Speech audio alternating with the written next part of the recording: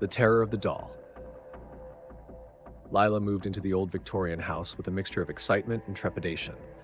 The house, inherited from a distant aunt she barely knew, stood tall and foreboding at the edge of a quiet town.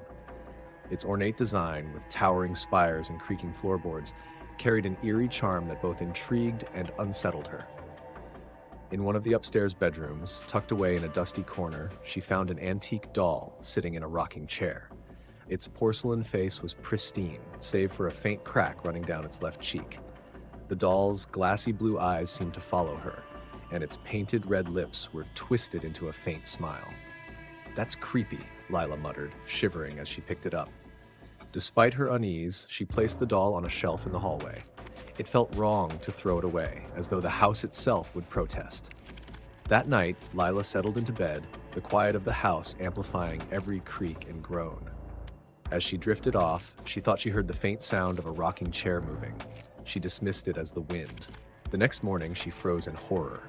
The doll was no longer on the hallway shelf. Instead, it sat in the living room, perfectly placed on the sofa, its blue eyes staring at her. "I must have forgotten I moved it," she whispered to herself, though her heart raced. Throughout the day, Lila tried to focus on unpacking, but the doll seemed to appear in different places each time she turned around. By evening, it was back in the rocking chair, its faint smile seeming wider, almost mocking. That night, the sound of the rocking chair was unmistakable. Lila crept down the hallway, clutching a flashlight. Peering into the room, her breath hitched. The chair was rocking on its own, the doll perched neatly in its seat. "Who's there?" she demanded, though her voice shook. The chair stopped abruptly, and the room fell silent. Summoning her courage, she snatched the doll and tossed it into the attic, slamming the door shut. "I'm not afraid of you," she said aloud, though her trembling hands betrayed her. As she lay in bed, a soft giggle echoed through the house. It was faint but unmistakable, a childlike laugh that sent chills down her spine.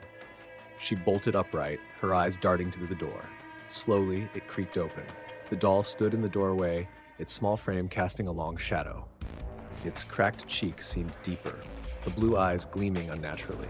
Lila screamed, backing against the wall. The doll moved, jerky, unnatural steps, as if pulled by invisible strings.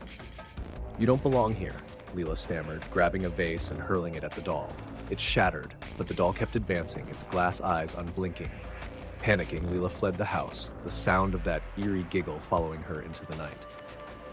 Days later, the house stood empty once more, the rocking chair gently swaying in the upstairs bedroom, and the doll sat in its place, waiting for its next guest.